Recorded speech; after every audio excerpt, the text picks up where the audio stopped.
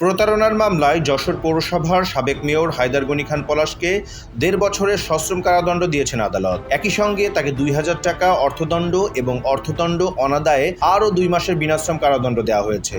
বুধবার senior judicial magistrate গোলাম কিবরিয়া এ রায় ঘোষণা করেন। সাজাপ্রাপ্ত হায়দার গনি খান পলাশ যশোর শহরের ঘোপ-পিলু খান সড়কের বাসিন্দা।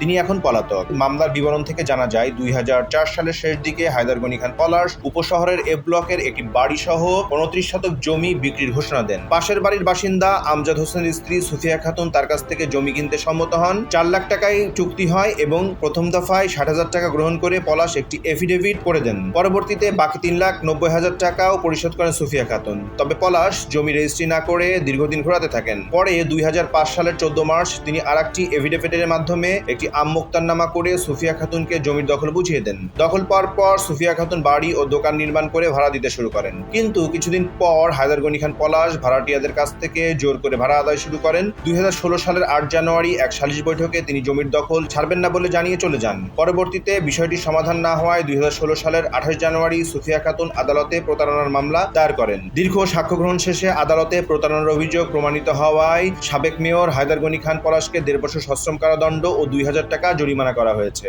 ডেস্ক রিপোর্ট, দৈনিক রানার।